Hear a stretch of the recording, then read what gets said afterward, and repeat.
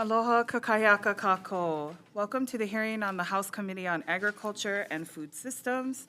Today is January 31st, 2025 at 10 a.m. and we're convening in conference room 325 here at the Hawaii State Capitol. I'm Kirsten Kahaloa, Chair of the Agriculture Committee, and today we have with us Vice Chair Kush, Representative Peruso, and Representative Quinlan. Thank you guys for being here. Before we get started, we just have a few housekeeping rules. In order to allow as many people to testify as possible, there will be a two-minute time limit per testifier, and I'll ask you to summarize if you've gone over that time limit. If you'd like to stand on your testimony that your written testimony that you previously submitted, that is perfectly acceptable.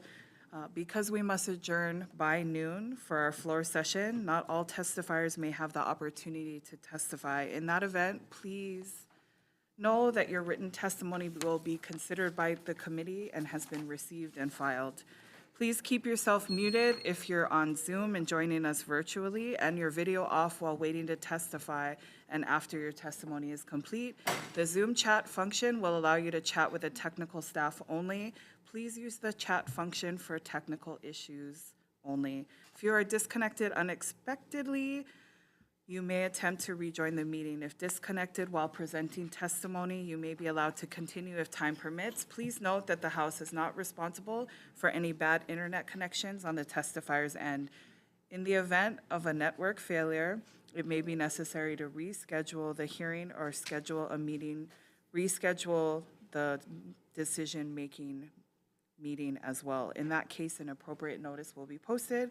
Please avoid using trademarked or copyrighted images, and please refrain from profanity or uncivil behavior. Such behavior may be grounds for removal from the hearing without the ability to rejoin. Thank you, folks, for being here. The first agenda item we have today is HB 1449, related to plant care components. Authorizes the Department of Agriculture to adopt rules and establishes administrative penalties to establish and enforce the plant care component program, appropriates funds and establishes positions for the purpose of the plant care component program. First to testify today is the Hawaii Department of Agriculture. Good morning, Chair, Vice Chair, members of the committee, John Pinot, and support them for comments. Thank you. Hawaii Invasive Species Council. Aloha, Chair, Vice Chair, members of the committee, Chelsea Arnott on behalf of Hawaii Invasive Species Council, and we'll stand on our written testimony and support. Thank you. Hawaii Farmers Union. Thank you. Hawaii Farm Bureau. Good morning, Chair, Vice Chair, members of the committee. Brian Miyamoto here on behalf of the Hawaii Farm Bureau. We'll stand on a written testimony in support. Thank you. We also have one written testimony in support from the Hawaii Food Plus policy. At this time, we have no other indications of those wishing to testify on this measure. Would anyone else like to testify on this measure? Seeing none, members, questions? Seeing none, we're going to move on to the next measure, HB 859, relating to agriculture.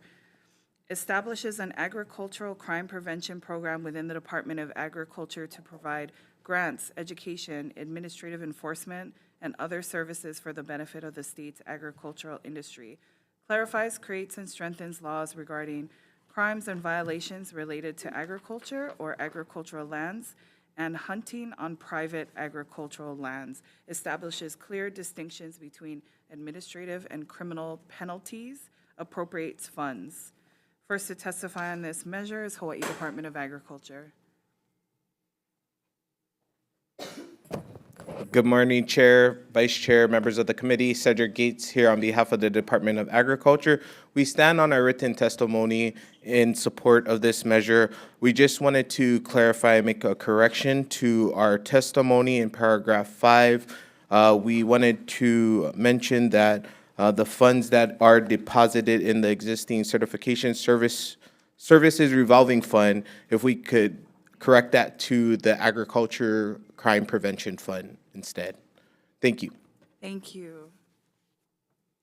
Next to testify is the Attorney General's office via in person. Good morning, Chair, Vice Chair, members of the committee. Kelsey Nagata, Deputy Attorney General, providing comments in support of HB 859. The Department of the Attorney General strongly supports laws that provide much-needed protection to farmers and ranchers and that treat agricultural crimes with the seriousness that they deserve.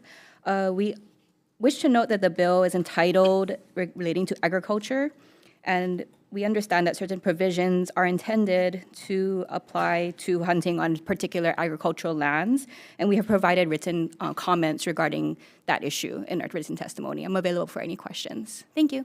Thank you. Next to testify is the Honolulu Police Department via Zoom. Hi, good morning, Chair, Vice Chair, and committee members. My name is Michael Campbell. I am captain for Honolulu Police Department, and we stand by our written testimony, and I'm here to answer any questions you may have. Thank you. Thank you.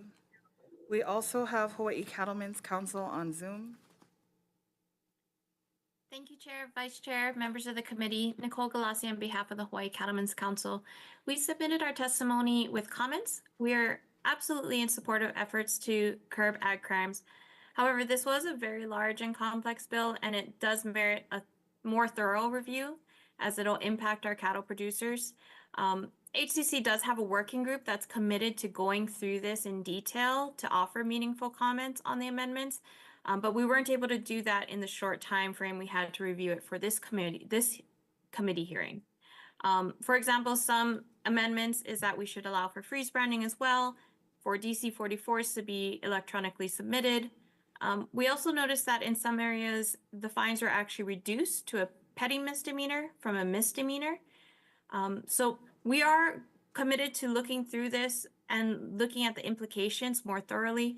And we thank you for the opportunity to comment on this bill. Mahalo. Thank you. Next, we have Hawaii Farm Bureau. Thank you, Chair. The Hawaii Farm Bureau will stand on its written testimony in support. Thank you. We have supportive testimony testimony with comments from the Department of Budget and Finance, and supportive testimony from the County of Hawaii Office of the Prosecuting Attorney's Office, and 3 individual testifiers in support. No others have indicated. Hawaii Farmers Union. Thank you, Chair, Vice Chair, members of the committee. Hunter Hevelin here on behalf of Hawaii Farmers Union. My apologies for not getting us our testimony in on time, but we did want to stand in support of addressing agricultural crimes overall, but do want to highlight and provide comments on a couple of issues in the bill. While the bill would provide grants, we want to ensure that there is some equity in the distribution of that. Often grant programs are set up in a way that tends to favor larger operations, and we know that the smallholders across the state have also faced significant issues with agricultural crime. We also would hazard against establishments of mandatory minimums and stricter enforcement for something that may not be dissuaded, right? So by harsher penalties. And overall, would like to see further enforcement on the laws that we do have and better support. And so we are in support of seeing this measure move forward, but we'll provide additional commentary and testimony. Thank you. Thank you. Would anyone else wish to testify on this measure?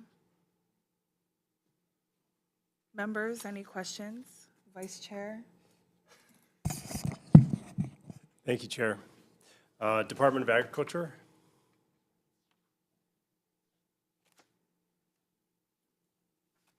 Good morning, Dean Matsukawa, Deputy Department of Agriculture. Happy to answer any questions. Thank you. Good morning. So in your testimony, we, in my notes here, how many positions were you considering for this?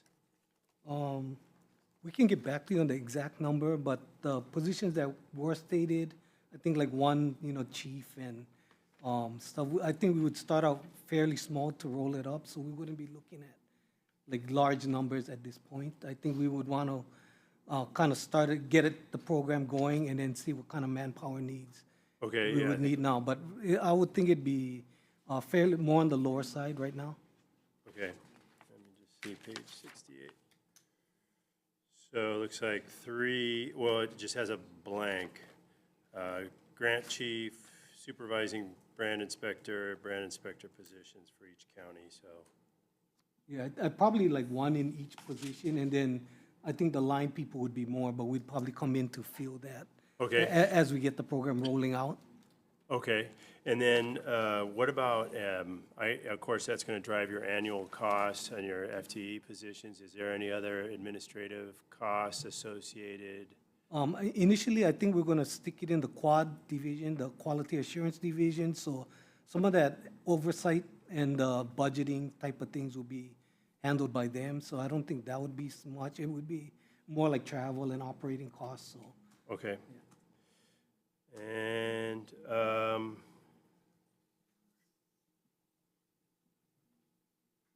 so you had a comment, portions of the revisions to Chapter 142 that are specific to livestock may be more effective to be placed in 141. Are you able to provide specifics on how that would look? Yes, we can get back to you on that, on where we specifically, on the specific recommendations on those. Okay, thank you. No, wait, I take that back. I think, and then for cattle, Thank you, Oh, Deputy. thank you. yeah, thank you, Department of Ag. We're gonna have another question from the Vice Chair for Cattlemen's Council. Yes, Vice Chair. Yeah, you had mentioned your working group in your testimony because in your written testimony, it was just kind of open what recommendations you might have. What's your timeline for that? So we are currently, everyone in the committee is going over it today, last night already, so that's why I had a couple of details there. We're gonna go over it throughout the next week and meet early the week after. We have a national conference next week that restricts us from meeting next week. So within the next 2 weeks, we hope to have some specific recommendations from the bill, if not earlier, if we can get them done. Okay, thank you. Thank you. I yield, Chair. Thank you. Any other questions, members? Seeing none, we're going to move on to the next measure, HB 1323, relating to the transfer of non-agricultural parklands, requires the Department of Agriculture to accept the transfer of and manage certain qualifying non-agricultural parklands. First to testify is the Hawaii Department of Agriculture. Lord Chair, the Department of Agriculture stands on its comment supporting the intent of this measure. Thank you. Thank you. Next, we have the Department of Land and Natural Resources. Good morning, Chair, Vice Chair, committee members. I'm Kevin Moore with the Land Division at DLNR, and we submitted written testimony. I just want to recap. We oppose this bill because it changes existing law, which right now requires both the Board of Ag and BLNR to approve transfers, and it would make the transfer process kind of a unilateral decision of the Board of Agriculture. And we've been working closely with DOA and BOA over the past couple of years and have made good progress on transfers. It's mentioned in the testimony.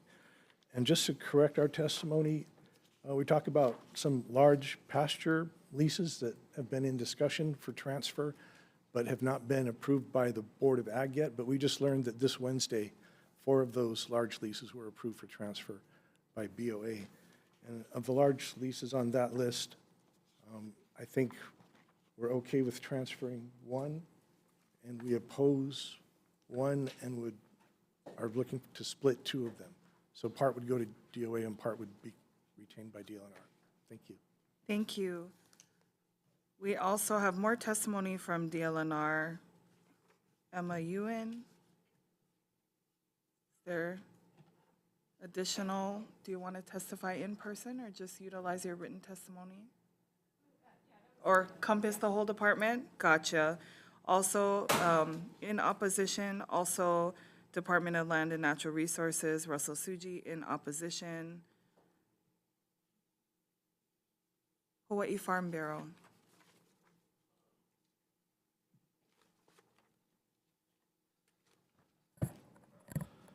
Aloha Chair, Vice Chair, members of the committee, Brian Miyamoto here on behalf of the Hawaii Farm Bureau.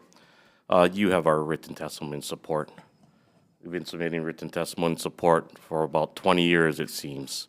That's how long Act 90 has been. Before I highlight some points, we do want to acknowledge and recognize and show our appreciation to DLNR, working with DOA. We do want to acknowledge that there has been transfers, there has been movement, there's been work that has been done. The intent of this bill is to ensure that transfers continue.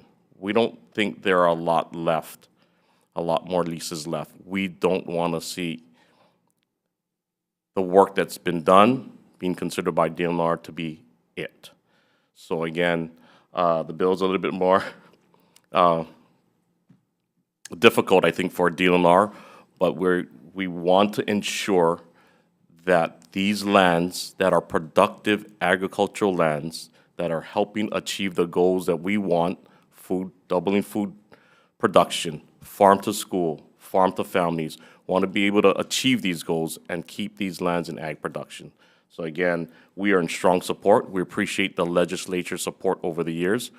We mahalo the department, DLNR, for the work that's been done thus far. We just don't want to see that work stop. Thank you for the opportunity to testify. Thank you. Next, we have Hawaii Cattlemen's Council via Zoom. Thank you. Aloha. Nicole Galassi on behalf of the Hawaii Cattlemen's Council. We, again, appreciate the work that DLNR and DOA have done to work together to make this progress on transferring ag lands to the Department of Agriculture. There has been more action on Act 90 in the past couple years, and we're grateful for that. But we are in support of this bill because there are still leases that are managed by families in active agriculture that the DLNR does not agree to transfer to DOA. We were informed at an Act 90 info briefing last year that when these leases expire, they'll not be renewed for agriculture but converted to conservation. This will reduce beef production. That's beef production that contributes to goals like doubling local food production in the state. And these are families who have all made improvements to the land during decades they've been stewarding it. They have multiple generations producing food on the land, and they need to be under DOA to continue their work. If you speak to these families, you'll find that they can do both conservation and food production, and they have been doing that. Thank you so much for the opportunity to testify in support of this measure. Mahalo. Thank you.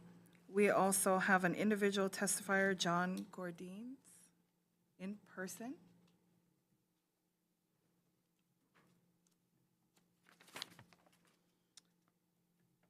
And we had 17 in support, 5 in opposition, and 1 with comments, no others indicating that they're going to testify in person. Would anyone else wish to testify on this measure? See none. Questions, members? Representative Peruso. For the Farm Bureau first, please.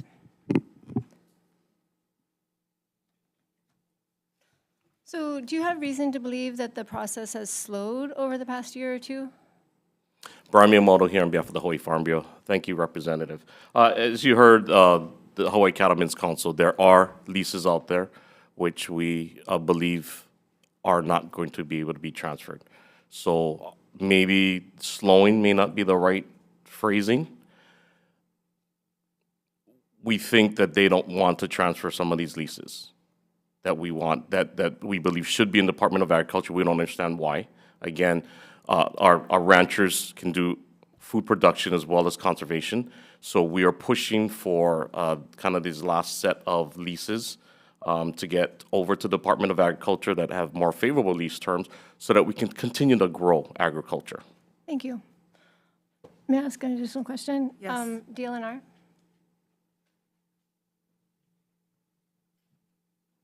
Yes? So can you explain the reasons for this perception that there are some leases that you folks do not want to turn over, and then your reasoning for that reluctance? Yeah, I'm Emma Ewan with the Department of Land and Natural Resources. We have indicated to a few ranchers that the department would either want to retain a portion of their land. So in certain cases, if you know Mana Road, it's the area, Mauka of Mana Road, that the department would like to retain, or two of the leases, we would like to retain them fully. And so we have talked to the ranchers and let them know this. We've sent them letters. The ones that have been, that we have offered like a proposal to partially retain, those both have accepted our offer. They have sent us letters. And so we're hoping that that can move forward with this bill. That would just like give it all to Department of Ag. So that's one of the problems that we have with it. But we do, admittedly, the other ranchers that we have asked to retain the entire amount are not in favor of that, but the department has our reasons for wanting to retain them. The main ones being the potential for reforestation in some of these areas, the potential for increasing public access. Some of these could be really amazing hiking or recreation areas. And also we have the ability within our department to continue the offering grazing opportunities for the ranchers by issuing special use permits to them to continue grazing after their permit is completed or their lease is completed. And so we have indicated to the ranchers that that is our proposal in the future. Some of these leases are going to be finished in 7 or maybe extended to 17 more years. So, we can't promise anything past that, but what we have indicated is our proposal is to keep the rancher on through these grazing permits to allow them to do that as DLNR incrementally then works on our restoration projects or potentially even do recreation projects that could be done in conjunction with ranching. And that's something that we have successfully done in other areas that are currently forest reserves where we have grazing permits. So that type of multi-use where we have both agriculture and some conservation and recreation is the vision that we have for some of these parcels because they are important for multiple purposes rather than just agriculture. Thank you. And I just have one more question, Chair, if you wouldn't mind indulging me. For the same No, person? sorry. Thank you so much for the Department of Ag.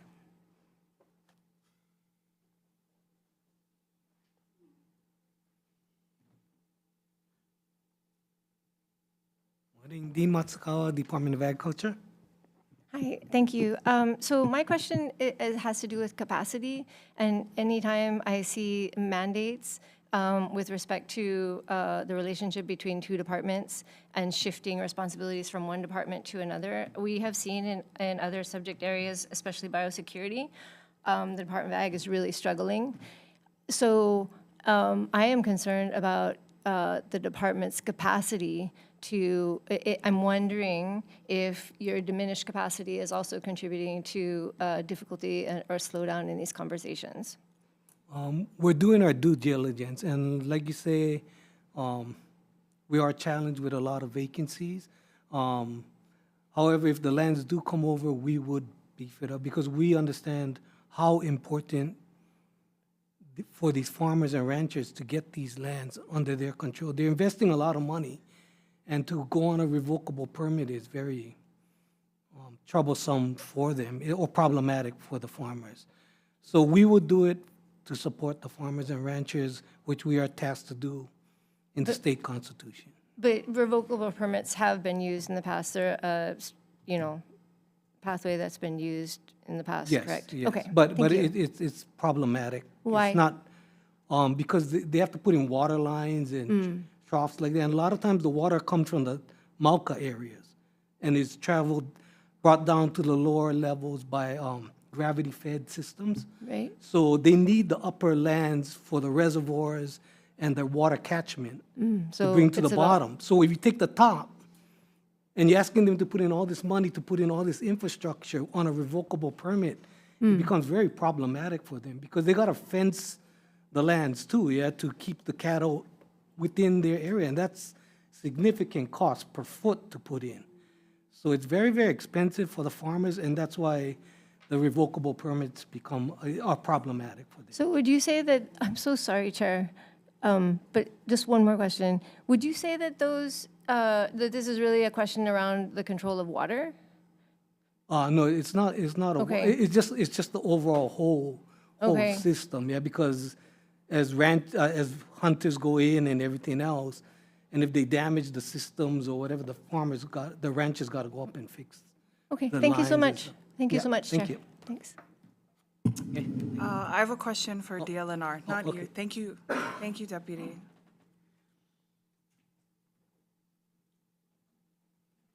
Thank you, Emma. Question on, you talked about how there were maybe 2 parcels that you want to retain fully and not transfer, not change the size of their ranching space. Can you give a little more insight to how long these lessees have been ranching on those lands? Yeah, there's 2 parcels that we have worked with ranchers to say that we're going to take the area, or we're going to retain the area Mauka of Mana Road. And then there's 3 parcels that we want to retain fully. And I believe that those ranchers have had their leases for many decades. I'm not sure exactly the tenure, maybe they have changed, but that I believe they're usually 55-year leases, actually, and they have the option of extending under DLNR's rules for an extra 10 years. So a lot of them are about 7 years away from expiring, and then there's an option to extend another 10 years under DLNR. So ranchers that have had around a 55-year lease, so that it's more than one generation of a family leasing ranching lands and stewarding that INA, DLNR would not like them to do that anymore. We have indicated to the ranchers that we actually do want to keep them on, even after that 7 or 10 years are completed, and we want to issue them grazing permits and continue that practice, which we understand does have some downsides because it doesn't have the long tenure, so it does disincentivize investment.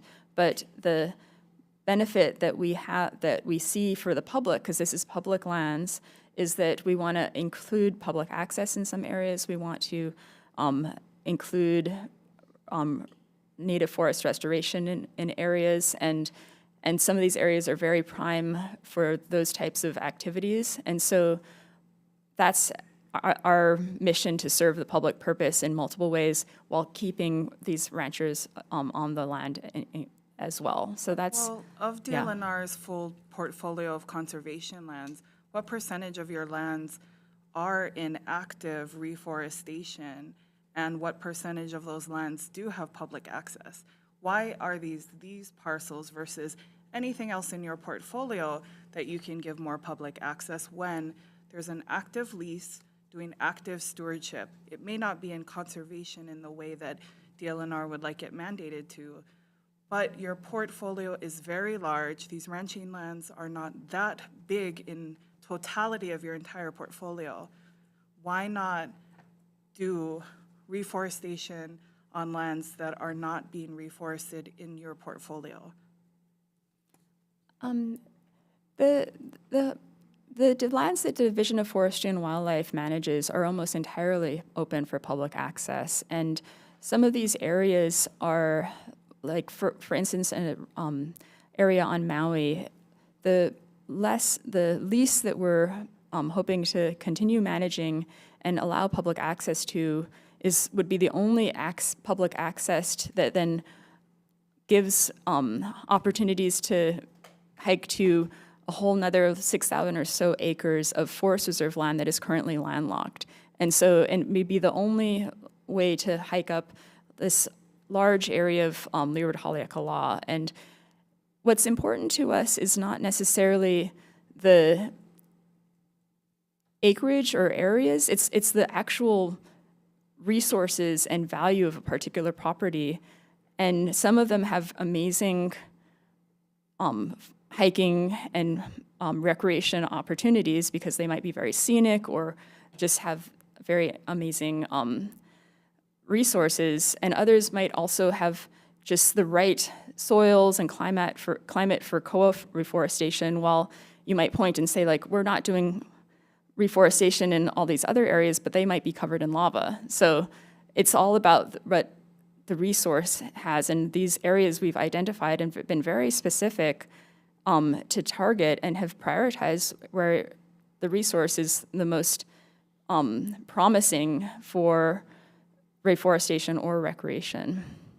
So just to, have you looked into other alternatives, like within Kapapala Ranch, they allow for public access and they manage that public access, but I believe you're currently in process of transferring those lands, so that still allows access. Alternatively, you can allow access for that viewing rather than take away the lease. The other alternative is renewing these leases and working with the lessee to allow for reforestation. So has that been under consideration of DLNR? Because other parcels have made allowances for reforestation or public access, and they have managed it as the lessee on your lands, and they're still actively ranching. Those all are examples of where DLNR is actively managing the lease, and that's the type of oversight that we want to continue to have, and that's why we want to hold on to some of these properties.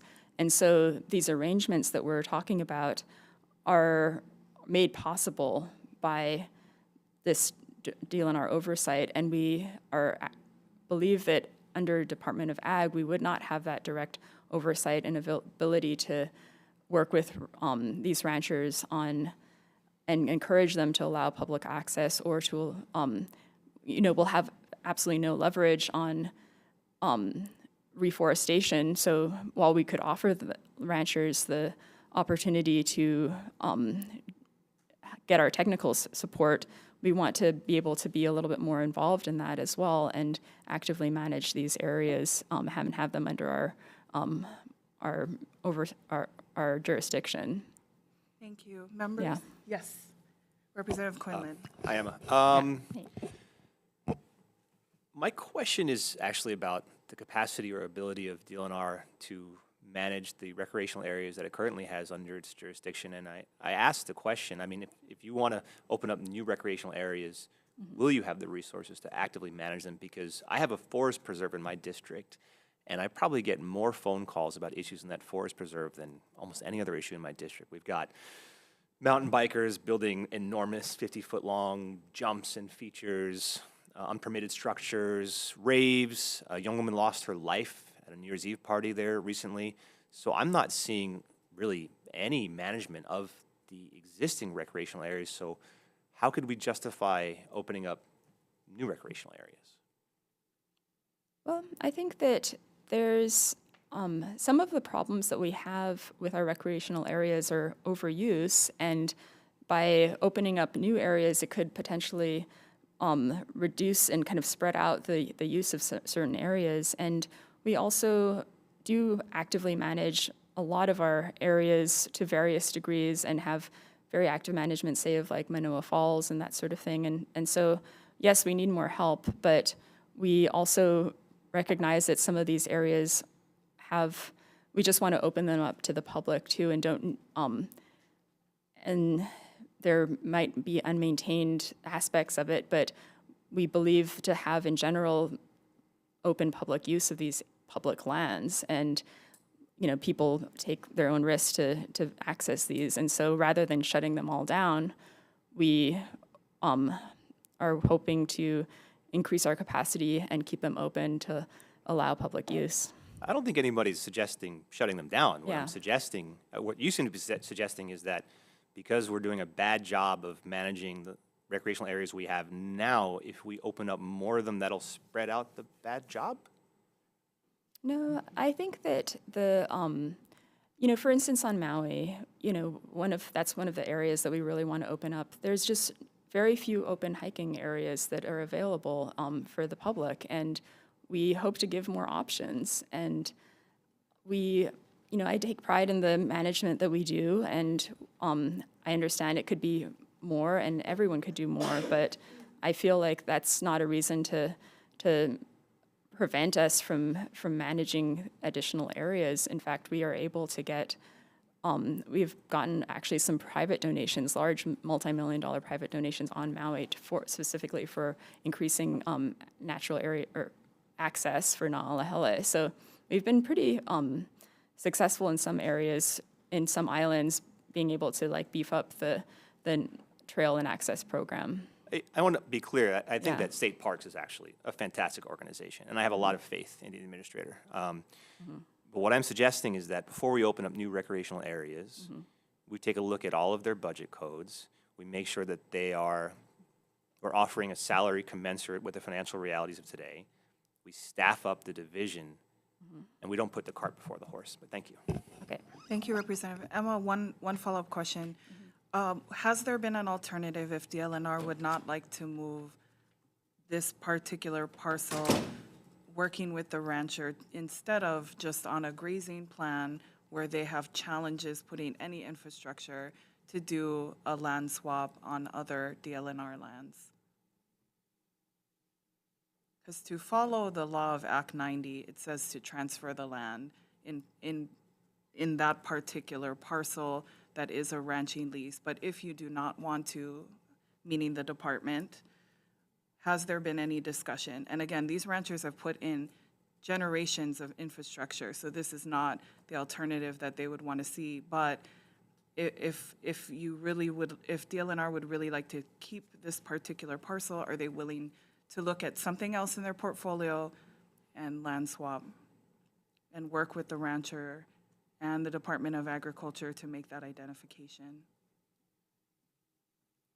I guess I want to just clarify that these are not owners of the property. These are lessees, and so they have property right of just to the end of their lease. And while we want to support them and keep people working on the land that they're managing, a land swap is usually in reference to like, we want to buy or condemn your land, and so we owe you something else. And so we're not planning on kicking these ranchers off during their lease term.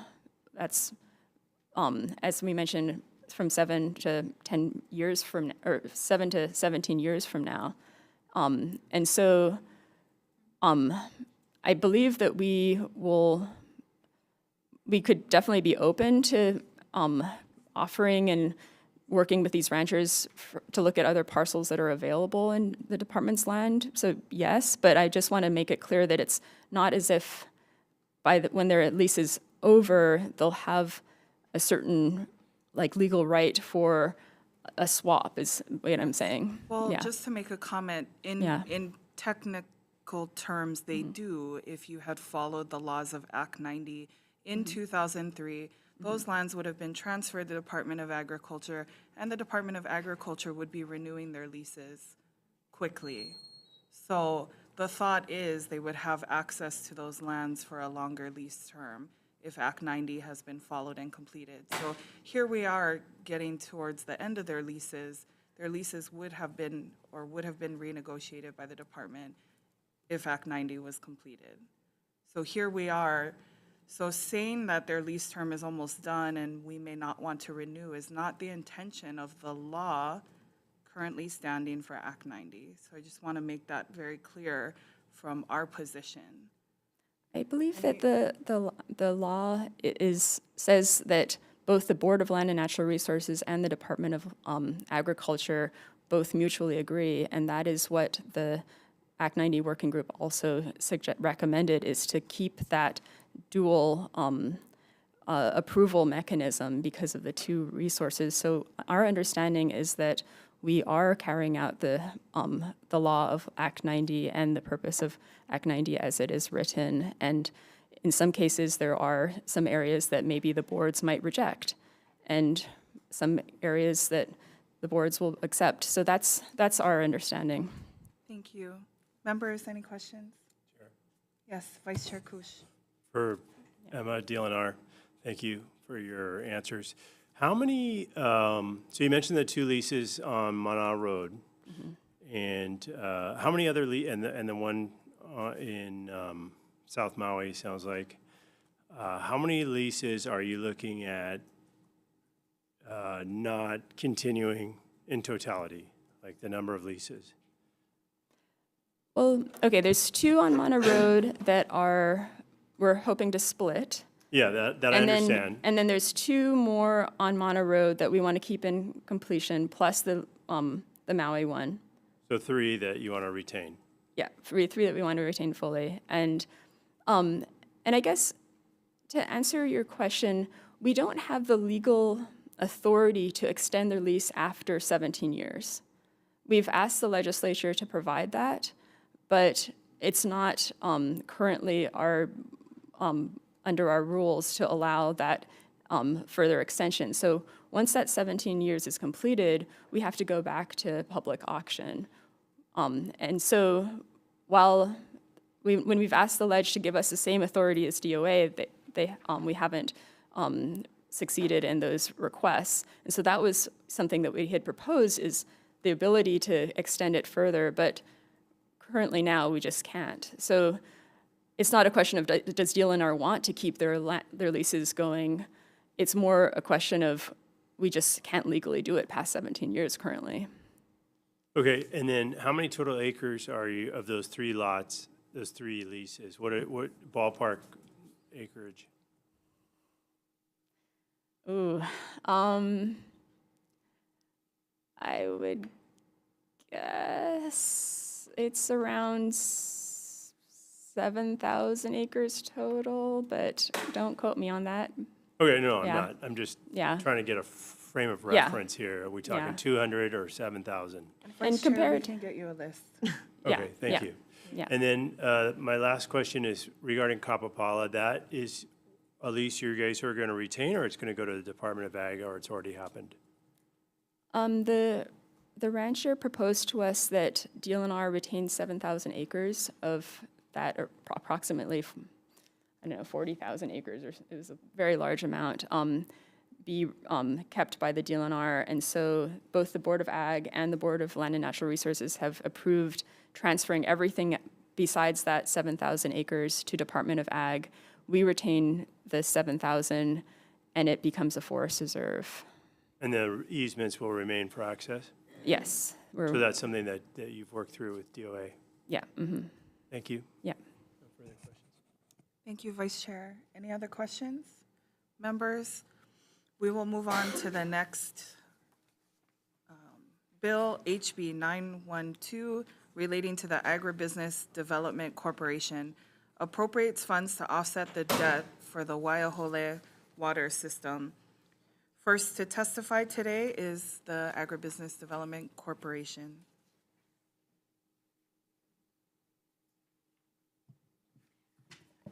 Good morning, Chair, Vice Chair, members of the committee, Wendy Gady, ADC, and we stand in strong support of this item. I'm available for any questions. We were expecting to have more farmers here, and I have written testimony because of the rains. They're not able to come in, so. Thank you. We have Hawaii Farmers Union. Thank you. We have Hawaii Farm Bureau. Thank you, Chair. The Hawaii Farm Bureau will stand on its written testimony in support. Thank you. Kunia Village Title Holding Corporation. Stephanie Whalen. Chair, Vice Chair, and members of the committee. My name is Stephanie Whalen. I'm the president of the Kunia Village Title Holding Company. I'm testifying on behalf of the agricultural workers that their livelihood is dependent on the water from the Waiahole ditch. Okay, and also just to put into perspective what's already been paid to the state. The state provided $8.5 million purchase of the Waiahole ditch, and that principal has been paid by the farmers already. They've also paid another million something on interest. Now, if this goes to 2035, essentially just the interest is accumulating, it's another $5 million. So from our perspective, the farmers have paid for the cost of that, and the state has gotten their money, and they've gotten a little interest. And so I think it's worthwhile to consider the contributions from this community, which provides a lot of the local produce now, and reducing the import. And, you know, it's frankly, I've lived my life, it's the right thing to do. So hopefully you'll pass this and pay off the debt. Thank you. Thank you. Next, we have the Hawaii Agriculture Research Center. Hi, good morning, Chair, Vice Chair, and committee members. I'm Robbie Melton. I'm the new Executive Director of HARC. We are a 108-acre research organization. We have 108 acres in our Kunia Experiment Station. We do advanced research and then take that results of our research, train the local farmers on new techniques, new plants, disease resistance projects. Currently, we have 44 projects, and we support 7 Go Farm graduates on our land. The Waiho'ole Ditch is the only ag water that we have. So if we don't have that, then we would not have a research station, nor would we be able to help the farmers. So we strongly support this bill, and thank you for the opportunity to testify. Thank you. We have 3 other organizations in support, and next is John Gordines. Is he here? Still not here. And we have 4 individuals in support. That's all the testimony that we've received at this time. Would anyone else wish to testify on this measure? Oh, yes. Aloha, Chair and committee members. My name is Wayne Ogasawara. I'm a farmer and owner of Mililani Agricultural Park, and have farmed this land for the past 26 years, using, of course, the Waiho'ole Ditch water. This land has been dedicated as an important agricultural land and will remain in my family, basically in agriculture forever. Obviously, I'm in support of the bill that sets aside and appropriates monies for the bond debt service and tunnel repair. Myself and my 25 other farmer tenants are using this precious Waiho'ole water and have seen the price of this water increase from about 30 cents per thousand way back when, and it's just about $1 per million gallon, per 1,000 gallons today. Needless to say, this has been a great financial burden to shoulder for us farmers. In addition to the cost of water, of course, increase in medical insurance, fertilizers, chemicals, labor, farm security, it's becoming even tougher to survive as a farmer. Your support of this bill will certainly help ensure that our children, my grandchildren, will have a viable farm and or orchard to enjoy and prosper and keep Hawaii agriculture strong forever. Thank you for the opportunity to present my viewpoint of the situation. Thank you. Thank you. Would anyone else wish to testify on this measure? We're on HB 912. See none. Questions, members? See none. We're going to move on to the next measure, HB 1006, relating to the Agribusiness Development Corporation. Includes agricultural tourism in the definition of enterprise, to authorize the Agribusiness Development Corporation to financially support farming businesses engaged in agricultural tourism.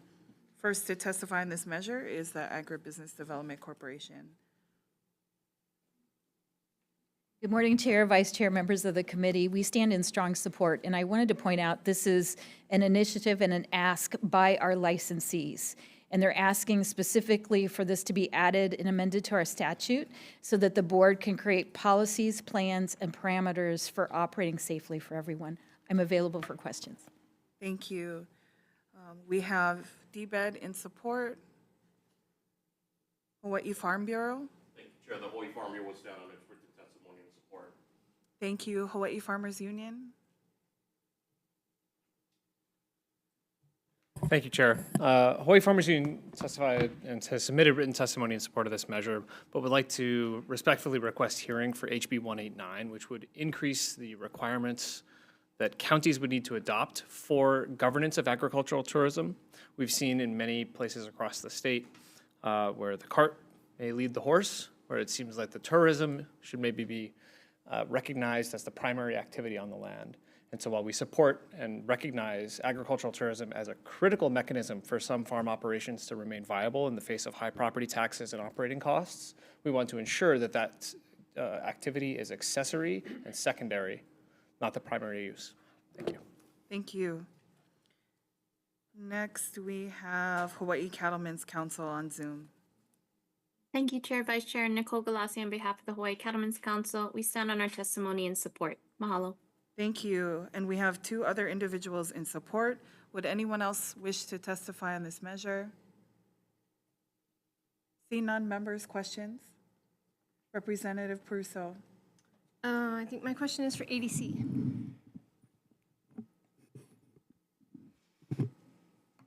Morning. So this is a particularly tricky topic in my district, as you know, because we have seen ag land being used for non-agricultural purposes in ways that have created a lot of division and upset in the community. And my concern is really about the parameters of the work that you're doing and the definitional work that you're doing. If it's not codified in law, then I'm curious about your abilities to manage this kind of extension of your responsibility, right? Because I do see it as heightened responsibility because you'll be allowing additional kinds of activity on those lands. And as it stands, I would say there are issues that even your board has not been able to address. So I'm curious about how you see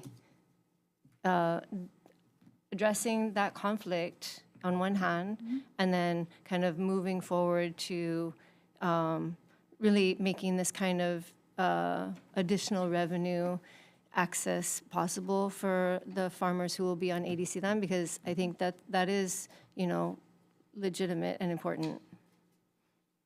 Good morning, Chair, Vice Chair, members of the committee. Thank you for that question. This is one of the reasons that it would be good to add, because it comes down to everybody's interpretation of their farm plan and what's included and what's not included. And by having guiding policies and parameters that kind of say, hey, traffic's going to be a problem, probably not going to be a good location for ag tourism. We don't have that established right now. It's kind of loose on how people interpret their farm plan and how much they push. And this would help the board really hone in and hold people accountable for what the board policy is in this area and not just merely what's in the farm plan. Does that answer your question, or you have a follow-up? It does, but I'm wondering if it's going to be, I guess you do have some control over your lessees, but I guess the question is more about the control over your lessees. So you'll be establishing rules, but then are you able to enforce them? I think that we are. I think we've, been adding to our staff. We have a lot of new folks that are coming up to speed on what our policies are and procedures, and it's also been an opportunity to look at where there might be some holes that we could plug in on some of our current policies and procedures, but this is kind of a key part in really making it definitive and basically putting some teeth into what a licensee interprets as something that's allowable and non-allowable. Okay. Thank you, Chair. Thank you. We have someone else wishing to testify via Zoom. Raquel Achu. My apologies if I'm mispronouncing your name. Good morning. Can you hear me? Yes. Thank you so much. No, you pronounced it right. Thank you. Raquel Achu. I'm of the Wailua Moku, North Shore. I am Vice Chair of the North Shore Neighborhood Board and Chair of our Ag Committee, although I am providing testimony on my own personal capacity. We've worked very hard out here, and as to Rep. Peruso's comment, we do have it very, the situation out here is very dire when it comes to agritourism. I don't know that I support or oppose, because I do believe that there are very strong, to the gentleman's point earlier, considerations to be placed in requirements and enforcement. We have an issue where a lot of our agritourism here, it's not the accessory. The agriculture becomes the accessory, and enforcement is an issue. We did just close up the land use ordinance on the city side, trying very hard to address those points of requirement. But again, I think in most cases, anything we discuss comes down to enforcement. And our farmers and our ranchers out here struggle with being able to keep up in a compliant way when you have the bad actors on the other side. So I think there's a lot of consideration to be placed in the requirements, how they're verbiaged, and the enforcement to follow. I look forward to following this, and I appreciate your time. Thank you so much. Thank you very much. Would anyone else wish to testify in this measure? I have one question for Hawaii Farm Bureau.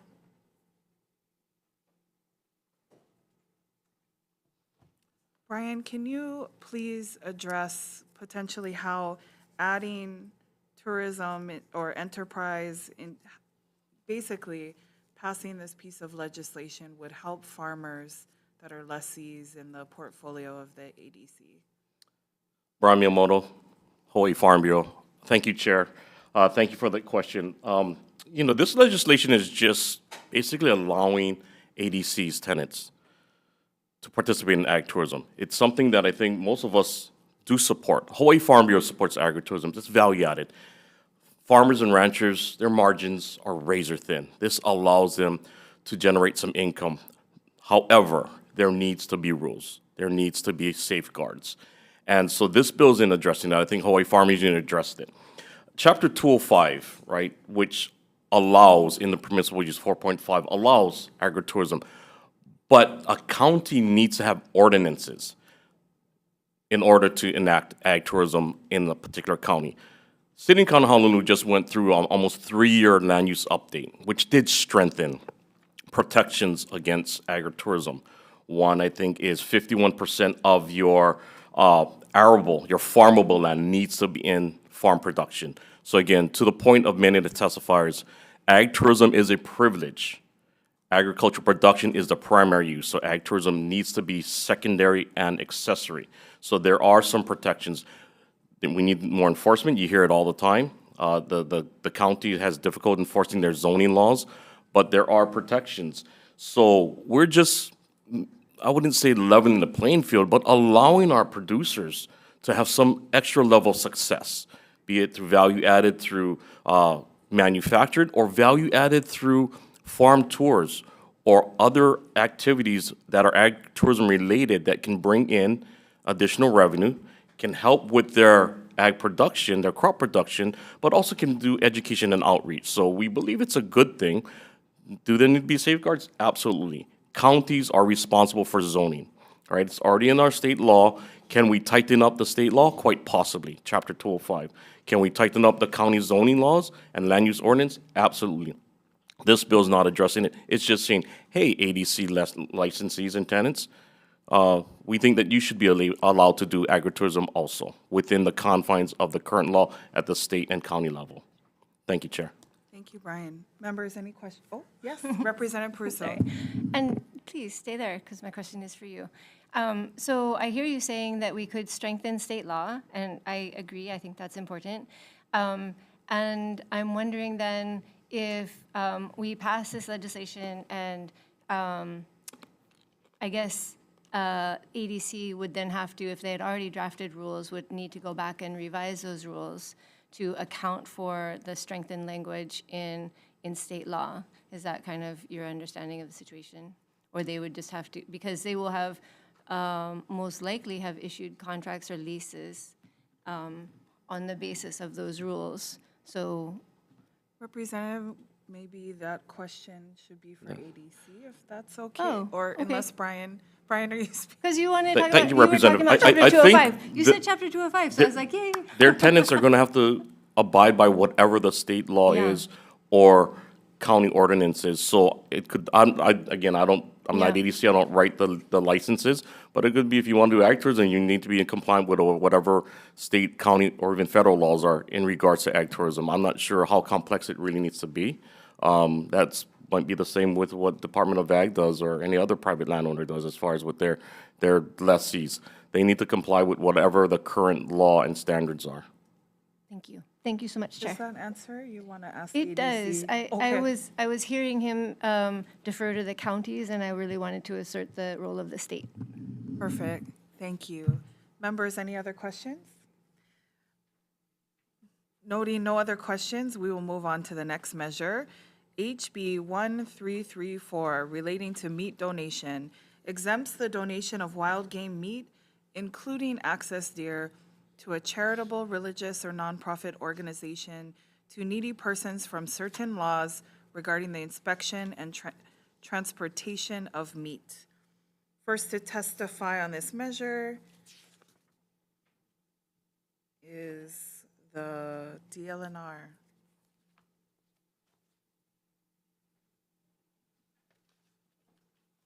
Aloha, Chair, Vice Chair, members of the committee. The department supports this bill and stands by its testimony, and I'm available for any questions. Thank you. Department of Agriculture. The Department of Agriculture stands on its written testimony and strong support of this measure. Thank you, Chair. Thank you. Hawaii Farmers Union. Thank you. Hawaii Farm Bureau.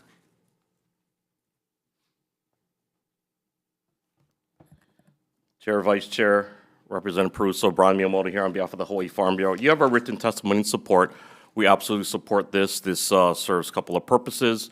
Helps reduce our invasive species such as axis deer, even feral pigs, even goats on Hawaii Island, and also can provide protein for our families in need and our local residents that are in need. So I think this clarifies in Chapter 145 because actually in 159, if the legislature recalls, 2 years ago you did pass the donation measure for wild game. So I think this now addresses the Meat Inspection Act and exempts some of those requirements that I guess is prohibiting the 2003 bill from going forward. I do want to note, though, Act 54 in 2003 that amended the donation law also created a task force, let me pull it up, which is still in operation. So we may want to engage with that task force, the Meat Processing Task Force, to address some of these issues, specific issues of this bill and any other issue that arises from our hunters and others' ability to help eliminate or reduce the amount of axis deer and other wild game and provide it to our charities, our nonprofits, our food banks. So I believe that they're still scheduled to meet. The task force has not dissolved, and they are meeting in, I think, the summer of this year, the spring or summer. So just a note for the committee that there is a task force that is looking into some of these issues, and the task force is still active. Thank you for the opportunity to testify. Thank you. We also have supportive testimony from the County of Maui Mayor's Office, Mayor Bisson, County of Maui Councilmember Sugimura in support. And continuing with testimony, Jackie Keefe, Maui Adaptation Project on Zoom. Mahalo, everyone. Aloha, Chair, Vice Chair, and members of the committee. My name is Jackie Keefe, and I'm here today to testify in strong support of HB 1334. I did submit testimony online and via email. I did both because there were additional documents that I wanted to support my testimony, just from conversations that we've been having for several months now. And years that my friend has been having. But under our current state rules and regulations, hunters and nonprofit organizations looking to donate their meat to charitable organizations for distribution have the burden placed on them to pay for an inspector for this process. This minimizes the amount of meat that gets donated while maximizing food waste.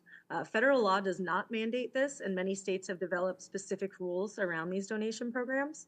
Hunters are currently operating in a gray area with regards to liability donating wild game meat to anyone who isn't Ohana. These bills were written to eliminate this and the Senate bill were written to eliminate the need for inspection of donated meat, which aligns our state with the Federal Meat Exemption Act that already exempts donated meat from federally mandated inspection. Ultimately, we need rules and regulations in place that encourage donation of wild venison to address both food insecurity and Maui Nui's axis deer crisis. Axis deer negatively impact ranchers, farmers, and our ecological systems, therefore negatively impacting our entire community. HB 1334 seeks to remove barriers for the donation of wild game meat, including axis deer, to charitable organizations, but it is important to remember that it is not about meat processing capacity. Act 54 of 2023 already established a meat processing task force to navigate the state's meat processing capacity. So I would urge anyone with those concerns to read that law, which, by the way, was not carried out correctly. I fully support and see the need for additional meat processing capacity, but that must be addressed in a separate conversation rather than complicating this one. Please pass this bill through committee. Addressing this crisis is a kako thing, and this bill would ensure not only that fresh local protein doesn't go to waste, but also allow us to take huge steps towards protecting our ecosystems. Mahalo for your time today. Thank you. Next to testify is Hawaii Cattlemen's Council on Zoom. Thank you, Chair, Vice Chair, and members of the committee. Nicole Galassi on behalf of the Hawaii Cattlemen's Council. We submitted testimony in support of this measure because the invasive deer issue negatively impacts not just farmers and ranchers, but everyday residents and the environment. This bill will help facilitate removing these animals from the land, but also ensuring that they feed our community. Thank you so much for the opportunity to testify in support. Mahalo. Mahalo. Next, we have Lauren Zerbel, Hawaii Food Industry Association on Zoom. Not present? Okay, thank you. We had many other supportive testimony in support, both individuals and organizations, 36 testimonies in support. Those were the only people wishing to testify in person. Would anyone else wish to testify on this measure? Members, questions? Seeing none, we're going to move on to the next measure, HB 1291, relating to agriculture, extends the offense of false labeling of Hawaii-grown coffee to include roasted coffee, imposes a $10,000 fine for each separate offense of false labeling of Hawaii-grown roasted coffee. First to testify on this measure is Hawaii Department of Agriculture. Hello, Chair. The Department of Agriculture stands on the written testimony in strong support of this measure. Just to mention that we are requesting a position. Thank you. Next, we have Hawaii Farm Bureau. Thank you, Chair. The Hawaii Farm Bureau will stand on its written testimony in support. Thank you. Hawaii Farmers Union. Thank you, Chair. Hawaii Farmers Union stands on its written testimony in strong support. Thank you. Synergistic Hawaii Agricultural Council on Zoom. Aloha, Chair, Vice Chair, and committee members from a very rainy Kona day here. I'm Suzanne Schreiner. I'm the administrator for SHAC, testifying in support on behalf of the coffee industry, including the Hawaii Coffee Association and the Kona Coffee Farmers Association. We stand on our testimonies and would just add that this is an important loophole to close in the statute, and we appreciate your attention on the matter, and I'm available for questions. Thank you. We also have support testimony from Kona Coffee Farmers Association, as Suzanne indicated, and several testimonies of support by individuals. That is all we have registered to testify in person. Would anyone else wish to testify on this measure? See none. Committee, any questions? See none, we're going to move on to our final measure of the day, HB 534, also relating to labeling sorry, we're going to move back to HB 1291. My apologies. I have one question for the Department of Agriculture.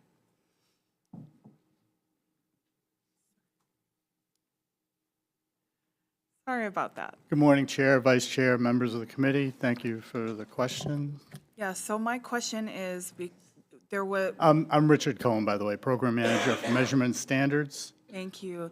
I know that the labeling requirement positions that you used to have are no longer within the department directly anymore, and the department would like to reestablish that. we did add appropriations for a position from previous testimony earlier this week on the Mamaki tea bill. So my question to the department is, we saw your testimony, do we need to add an additional position here? Or is the department looking for one position, therefore that has been put in the amendments to the relating to Mamaki tea bill? Well, right now we have 0 positions except for one inspector that does devices as well as labeling approvals for labels out of Hilo. And if we could get an additional position, depending on whether the bills pass, there are other bills that are being presented as well. We're trying to develop the package and labeling section to reinstitute something that was taken away way back in 2009, I think, during the RIF, and left us with only device inspectors. Thank you. So is one position at this time sufficient? I know you had Initially. more initially. Initially. Okay, thank you. That's Yeah. my only question. Thank I you. appreciate it. Any other questions, members? Moving on to our final measure, HB 534, relating to labeling requirements, prohibits the sale of raw ahi and raw ahi products in retail establishments without a label that states the country where the ahi was landed. First to testify on this measure is the Department of Land and Natural Resources. Chair, the department stands on its written testimony in support. Thank you. Next, we have the Attorney General's office. Good morning, Deputy Attorney General Travis Moon. We provided written comments about a supremacy clause issue. I'm available for any questions. Thank you. Thank you. Next, we have the Hawaii Department of Agriculture. Good morning, Chair, Vice Chair, members of the committee. Cedric Gates here on behalf of the Department of Agriculture. We wanted to add to our comments that we provided the committee on HB 534. The department believes that this bill would be best executed under DCCA or DOH due to their ability to inspect as well as their ability to enforce. So that's our comments. We'll be here for questions. Thank you. Next, we have Hawaii Longline Association.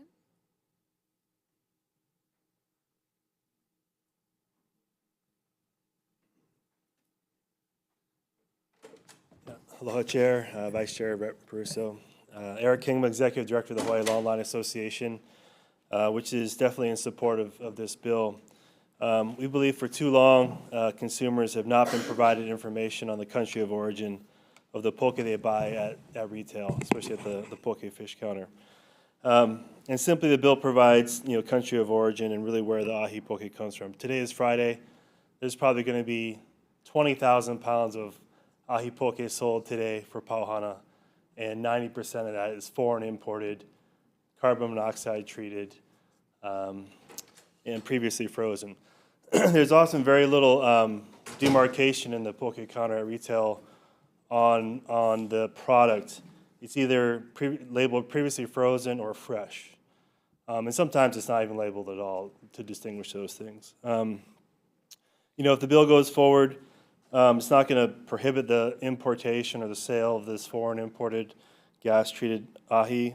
Retailers can still use their marketing strategies that say locally prepared or freshly prepared, even though that is very confusing for consumers. But the origin will be there for consumers really to make their own informed choice. Recently, we put out a little social media video over the weekend. It got viewed 140,000 times, 85,000 accounts, reshared 3,000 times. The people of Hawaii, I believe, want this bill. The Hawaii fishing community is supporting this bill to a huge extent. Recently, this past week, Senator Schatz and Senator Cruz introduced bipartisan legislation in the Senate to investigate ways to test for the origin of tuna as well as red snapper to prevent foreign importers or importers using foreign product to mislabel that as, origin in the United States. So there's interest, not only locally, but across the United States on this issue. With respect to the Department of Ag's comments, you know, if the supremacy clause that issue is alleviated with a little bit of a tweak to the definition of processed raw ahi, I think that we'd be very much in support of that. And then in terms of enforcement, you know, if Ag is not appropriate agency, then certainly there might be another one like DCCA to carry this out. Appreciate it. Mahalo. Thank you. Next, we have Hawaii Farm Bureau. Thank you to the Hawaii Farm Bureau stand on its written testimony and support. Thank you. We have James Silva on Zoom, not present. Next, we have Lacey on Zoom, not present. Nelson, in person, not here. We also have Renetta K, in person. We had many individuals in support of this measure, no others indicating they would like to testify. Would anyone else wish to testify in this measure? Hawaii Farmers Union. Thank you, Chair, Vice Chair, members of the committee. Hunter Hevlin on behalf of Hawaii Farmers Union. We'd like to testify in support of this measure and highlight a couple of potential points of confusion or where we maybe seek some additional clarity. The country of landing is not necessarily the country of catch or the country of processing. And so the origin of waters, is that what we're really focused on, or is it the origin of, you know, where fish was maybe first cut or caught? Additionally, we highlight the potential enforcement issues with DOA, which, while regarding itself regularly in testimony as a regulatory agency, may not have the sufficient staffing, qualifications, and et cetera. It also seemed to apply a threshold for purchase, but not necessarily clarification around for whom that threshold would apply. For example, does this mean that if you're running a large restaurant or a restaurant chain operation, are you thus now also required to provide some type of labeling? So addressing that, we would also recommend. We do know that I think as a consumer, readily, happily consuming a bunch of ahi, that often fresh and previously frozen are thresholds, and I wonder if that may also be something of utility to include in here. And as referenced by the Long Line Association, that the use of gases is often also of consumer interest. So if we're going for some labeling, full transparency may be helpful.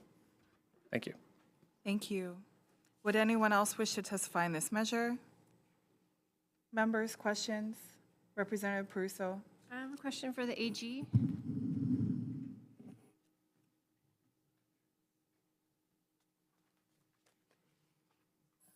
Thanks for being here.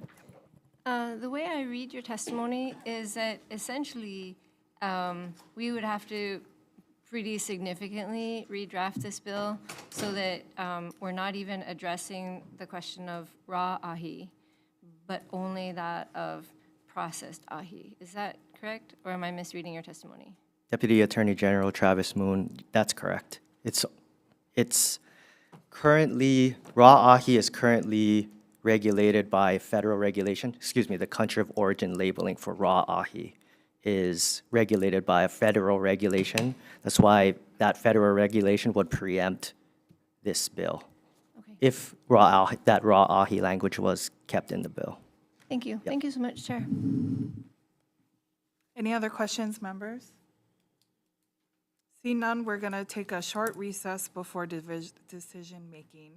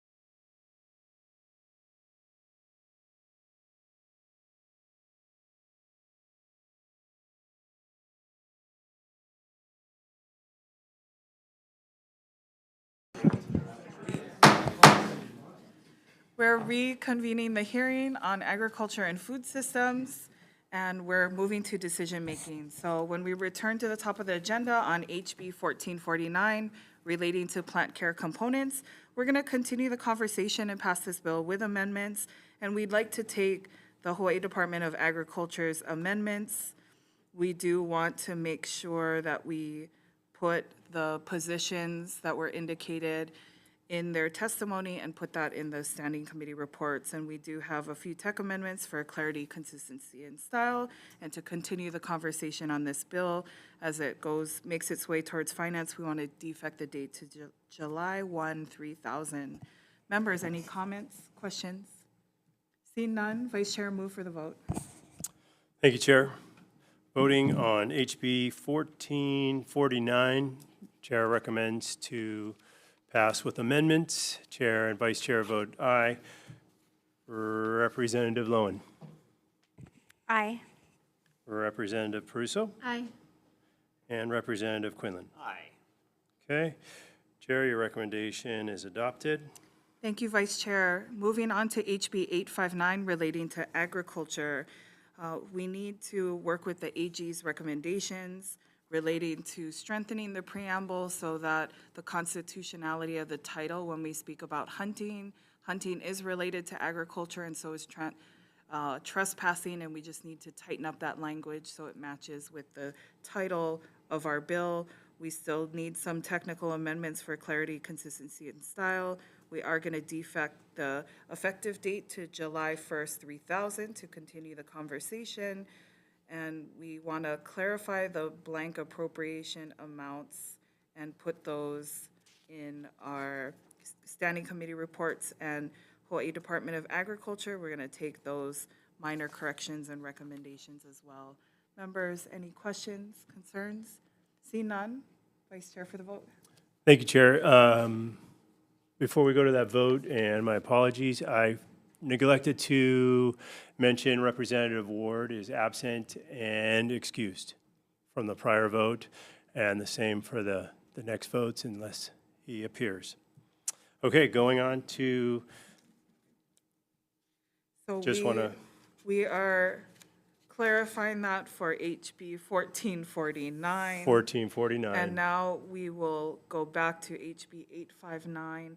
Seeing that members had no questions, Vice Chair, move for the vote on HB 859. Thank you. Voting on HB 859, Chair recommends to pass with amendments. Chair and Vice Chair vote aye. Rep. Lowen. Aye. Rep. Peruso. Aye.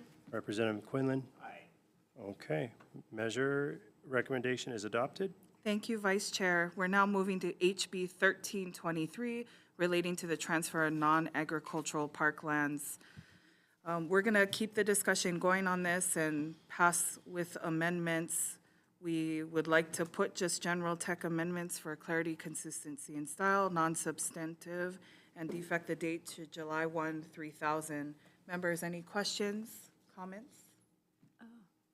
Yes, Rep. Peruso. So I would normally vote no on this measure just because I support the work of the Act 90 working group, and I think that the testimony suggests that it has been productive and has been moving forward. So I think this measure might be unnecessary. I understand the concerns that were raised in testimony, but I do trust that group to move forward with this work, and I hope they can be productive. And I'm going to be voting WR.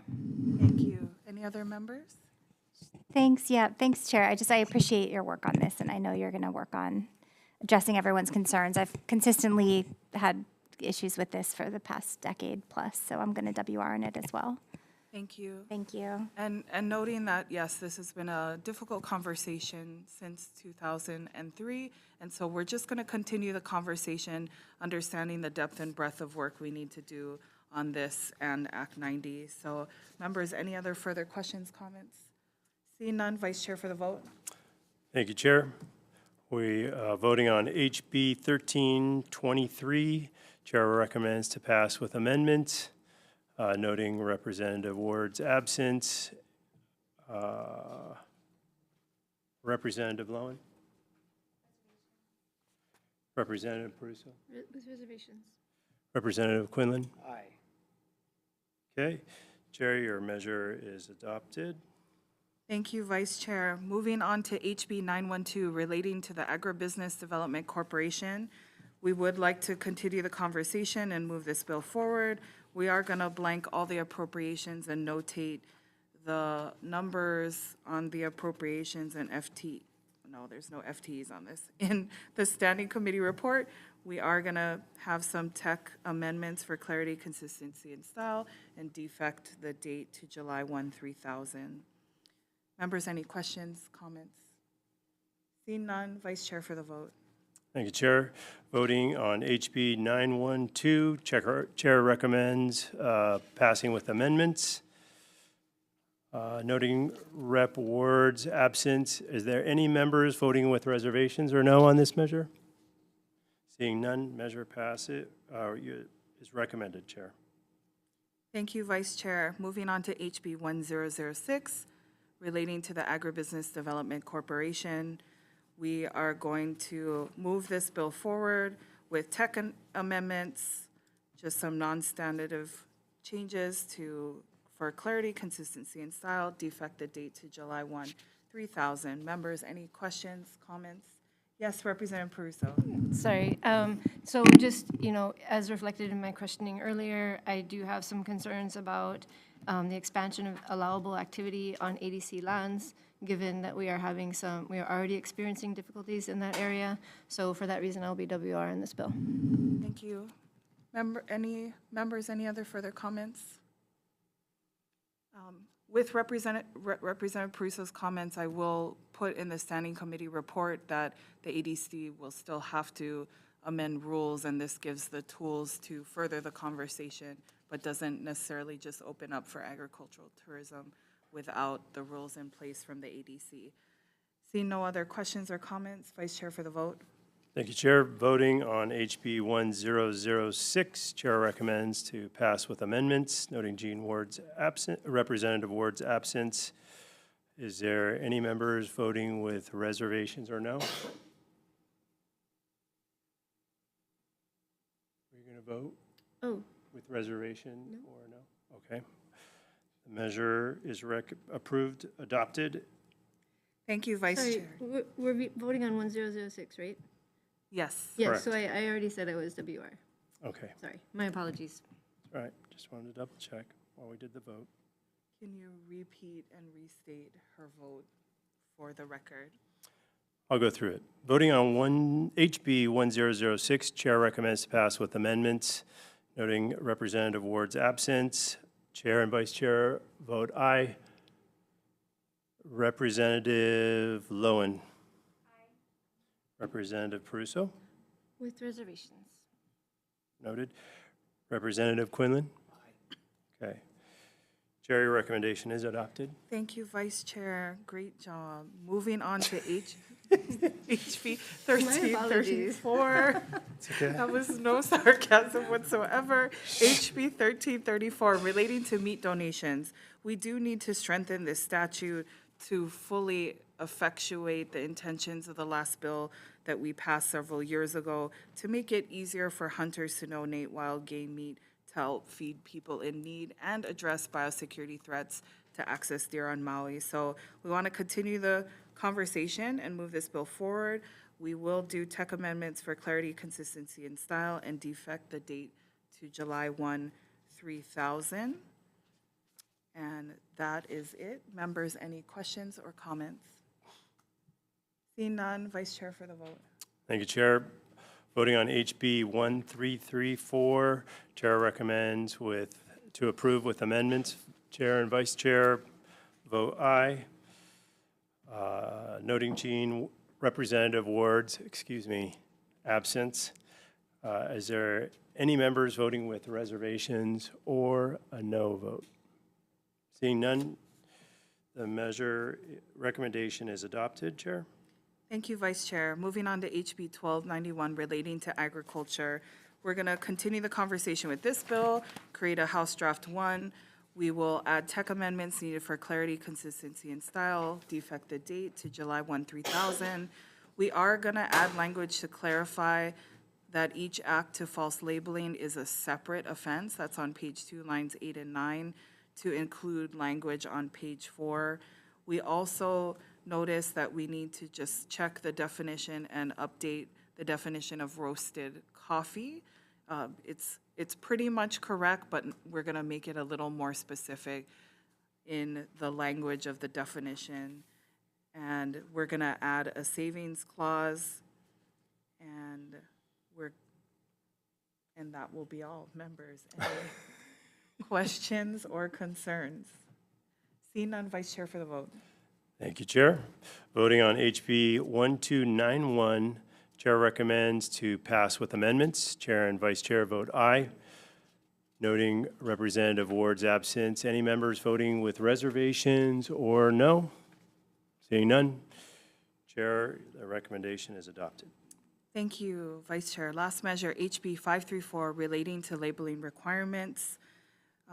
I think there's a lot of conversation on the importance of this measure and understanding where our ahi is coming from. So we want to take the AG's comments and recommendations from their testimony. We also want to be able to insert and the comments and adjustments from the Hawaii Department of Agriculture, insert tech amendments for clarity, consistency, and style, defect the date to July 1, 3000, and also note from the AG's testimony about the differences, actually Hawaii Farmers Union's testimony about other ways we may need to adjust to strengthen this bill, whether fresh or previously frozen, or the other metrics to measurement to define what we're really trying to do in this labeling requirement. Members, any comments or questions? Seeing none, Vice Chair for the vote. Thank you, Chair. Voting on HB 534, Chair recommends to pass with amendments. Chair and Vice Chair vote aye. Noting Representative Ward's absence, any members voting with reservations or no? Seeing none, Chair, the recommendation is adopted. Thank you, Vice Chair. Thank you, committee. Our committee hearing is adjourned.